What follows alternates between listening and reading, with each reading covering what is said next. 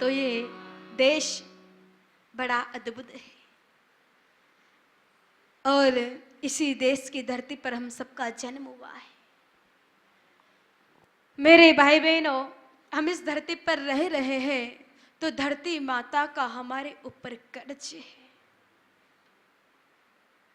क्योंकि हम इस धरती को फाड़ करके उसमें अन्न उगाते हैं, कुएं खोदते, बोरवेल खोदते, गंदगी फैलाते हैं, तो धरती माता का कर्ज हमारे ऊपर चढ़ रहा है, तो हमारा फर्ज बनता है कि उस कर्ज को चुकाएं।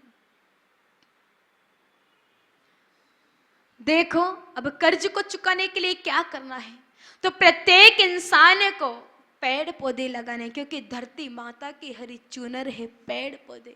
आज हम हमारी माँ का अपहरण कर रहे हैं, आज हम हमारी माँ के वस्त्र छीनते जा रहे हैं, पेड़ों को काट काट करके उसकी जगह सीमेंट कंक्रीट के बंगले खड़े करते जा रहे हैं। भाई काट रहे हो तो वापस लगाओ भी, है ना।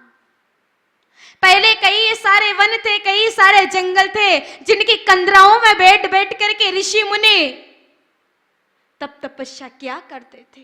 लेकिन आज वो जंगल कहाँ गए, वो वन कहाँ गए। आजकल कहते हैं कि जंगली जानवर शहरों में घुस आते हैं, कभी चीता आता है तो कभी शेर आता है, कभी सियार आ जाता है। ये क्यों आते हैं? क्योंकि उनका आशियाना तो हमने छीन लिया है। जिस जंगल में वो रहते थे उन्हें जंगलों को तो काट दिया है, तो फिर कहां पर जाएंगे वो जंगली जीव भी? कहीं ना कहीं तो आकर के अपना पेट भरेंगे ही।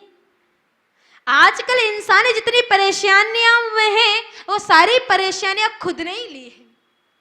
बीमारियां बढ़ रही तो खुद के कारण, गंदगी फैला दी है, पेड़ों को काट दिया है तो फिर प्रदूषण बढ़ गया है। आज इतने बड़े बंगले बन रहे हैं, इतनी सुविधाएं हो रही है, फिर भी सुख से इंसान नहीं रहता है। बाकी अपने पूर्वजों की ओर देखे तो छोटी सी कुटिया होती थी, सुबह की जो ठंडी रोटी वो शाम को खाते थे, खेत पे दिन भर काम करते, फिर भी शाम को लौट करके आते तो हंसते हुए चेहरे लेकर के आते। लेकिन आज वो खुशी, वो प्रसन्नता कहां पर गायब हो गई। खुशियां आई है, सुविधाएं बढ़ी है, लेकिन फिर भी प्रत्येक इंसान पर जो प्रसन्नता होनी चाहिए किसी के चेहरे पर नहीं है। सभी के चेहरे लटके हुए हैं, सभी लोग दुखी हैं। वो हमारे कारण, खुद के कारण है, क्योंकि हमने बड़े बड़े बंगलों को तो बना लिया, सुविधाएं खूब ले लिए, बाहर निकलना होता नहीं, कभी धूप में निकलते से बीमार पड़ेंगे, चेहरे लटकेंगे ये। तो मेरे भाई बहनों, धरती माता का कर्ज धीरे धीरे बढ़ रहा है, तो हम सबका फर्ज बनता है कि इस कर्ज को चुकाए।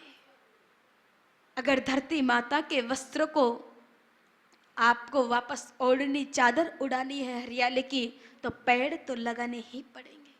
क्योंकि आप लोग विचार करो, ये कितने शर्म की बात है कि हम हमारी खुद की माँ का ही चीर हरण कर रहे, अपहरण कर रहे, उनके कपड़ों को छीनते जा रहे हैं। अगर आपकी माँ के कपड़े कोई छीने तो आपको अच्छा लगेगा क्या? बताइए, नहीं लगेगा ना। तो फिर ये तो पूरे हिंदुस्तान की माँ है, फिर इसका भी तो चीर हरण प्रतिदिन हो रहा है, तो फिर क्यों ना रोक लगाई जाए इस पर भी।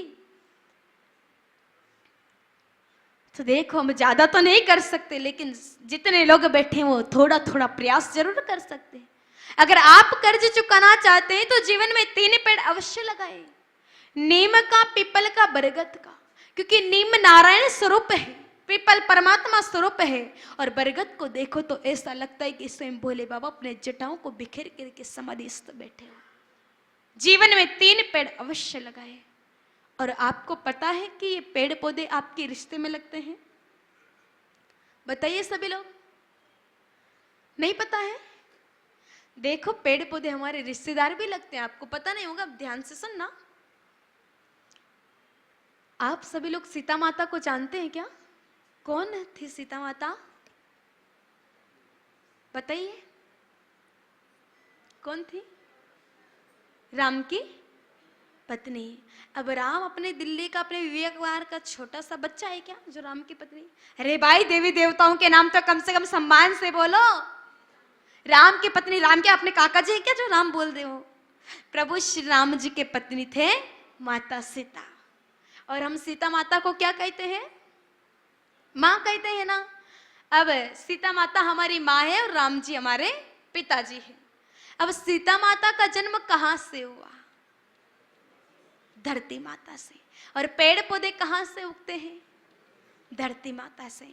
एक ही माँ की कोख से जन्म लेने वाले दो बच्चों में क्या रिश्ता होता है? भाई बहन का।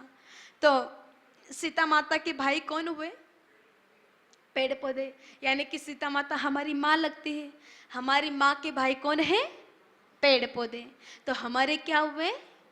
मामा हुए। अब मामा को पानी पिलाना चाहिए कि कुल्हाड़ी लेकर के काटना चाहिए? बताइए। पानी पिलाना चाहिए ना, और हम लोग क्या कर रहे हैं? काट रहे हैं ना, काट रहे हैं। आप गर्दन मत हिलाओ, काट रहे हैं सभी लोग। आपने बंगले बनाए तो किसकी जगह बनाए? ये तो बताओ। पेड़ पौधों की जगह बनाए ना, तो हम लोग के कारण कटे हैं। हम लोग आए तो पेड़ कटे, यानी कि हम पेड़ों को काटते जा रहे हैं। अब पेड़ों को काटेंगे तो बताओ हमारी माँ प्रसन्न होगी क्या? राजी होगी क्या? नहीं होगी ना। जब माँ राजी नहीं होगी तो फिर हमारे पिता राजी कैसे होंगे? राम जी भी फिर रूठ जाएंगे, रूठ जाएंगे हमसे। अब राम जी भी प्रसन्न नहीं होंगे, सीता माता भी प्रसन्न नहीं होगी। अगर प्रसन्न करना है तो फिर क्या करना पड़ेगा? पेड़ पौधे लगाने पड़ेंगे। क्योंकि अगर राम जी के साले को कोई दो चाटा मारे तो क्या अच्छा लगेगा क्या? कभी नहीं लगेगा। अगर आपके सामने आपके साले को कोई मारे तो आपको खुद को ही अच्छा नहीं लगेगा। तो भगवान है, फिर उनको कैसे अच्छा लगेगा? इसलिए जीवन में 3 पेड़ लगाए, हरे पेड़ों को कभी नहीं काटे। हाँ, एक पेड़ है उसको जरूर काट सकते हम। जिस प्रकार से कंस मामा था ना, उसी प्रकार से हमारा भी एक मामा है, जो विलायती बबूल होता है ना, कीकर, छोटी छोटी पत्तियों वाला, जिसमें कई सारे कांटे आते, बहुत सारी जगह फैलता। समझ गए आप लोग? अंग्रेजी बबूल बोलते हैं जिसको, विलायती बबूल बोलते हैं। उसको जरूर हम काट सकते हैं, क्योंकि उस बबूल के पराग कणों का स्पर्श पाकर के अगर कोई जल की बूंद धरती पर गिर गई तो वो इतनी जहरीली होती कि उस जमीन का उपजाऊपन भी खत्म कर देगी। और उस कीकर के पत्तों से कई सारी जहरीली वायु निकलती जो हम सब के लिए हानिकारक है, नुकसानदायक है। इसलिए उसको जरूर काट सकते, बाकी और हरे पेड़ों को कभी नहीं काटे। हाँ, पेड़ सूख जाए उसके बाद भले ही काट देना, क्योंकि मामा मर जाता है तो जलाना तो पड़ता ही है। तो पेड़ सूख जाए उसके बाद काट देना, लेकिन हरे पेड़ों को कभी नहीं काटे। तो जीवन में कितने पेड़ लगाने हैं? 3 पेड़ प्रत्येक इंसान को लगाना है। और धरती माता को साफ सुथरा रखना है, गंदगी बिल्कुल भी नहीं फैलानी है। क्योंकि अगर हम ही हमारी माँ को गंदा करेंगे तो फिर और लोग तो आके करेंगे ये इस धरती पर। इसलिए हमको हमारी माँ को साफ सुथरा रखना है, हरियाली की चादर उड़ानी है। तो ये धरती बड़ी महान है। इस धरती पर राम जी ने जन्म लिया है, राम जी ने अवतार लिया है, कृष्ण जी ने अवतार लिया है। ये वही भूमि है। अब विचार करो, अगर हम धरती को गंदा रखेंगे तो फिर भगवान तो जन्म लेंगे ही नहीं। जब भगवान जन्म नहीं लेंगे तो फिर हमारा कल्याण कौन करेगा? इसलिए इस धरती को साफ सुथरा रखें। और इस धरती से तो राम जी बहुत प्रेम करते हैं। जब 14 वर्ष का वनवास करके राम जी लौटे थे अयोध्यापुरी में, तो अयोध्या की सीमा पर ही रथ को रुकवा लिया। नीचे उतर करके मिट्टी में लोटपोट होने लगे। लखन भैया ने कहा, रे भैया ये आप क्या कर रहे हो? मिट्टी में क्यों लौट रहे हो? तब राम जी ने कहा, रे लखन तुमको ये बात समझ में नहीं आएगी। मैं 14 सालों से मेरी माँ से दूर रहा हूँ, मेरी मातृभूमि से दूर रहा हूँ, तो अब तो मुझे मेरी माँ के आंचल में खेलने दो। इतना प्रेम करते हैं राम जी। कहा है ना रामचरितमानस में, अवधपुरी सम प्रिय नहीं को, अवधपुरी सम प्रिय नहीं को, यह प्रसंग जाने को, यह प्रसंग जाने को।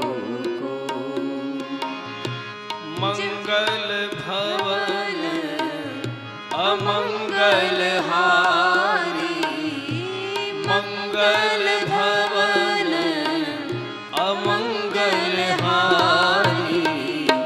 द्रवहु सुदशरथ अजीर बिहारी द्रवहु सुदशरथ अजीर बिहारी जय जय गौ माता जय गुरुदाता जय जय गौ माता जय गुरुदाता कृपा करो प्रभु दीन दयाला कृपा करो प्रभु दीन दयाला कृपा करो प्रभु दीन दयाला अवधपुरी सम प्रिय नहीं को। राम जी स्वयं कह रहे हैं कि मुझे मेरी अवध भूमि से प्रिय कोई चीज नहीं है। अवध का क्या अर्थ है? जहां पर कभी किसी का वध नहीं हुआ हो वो है अवध।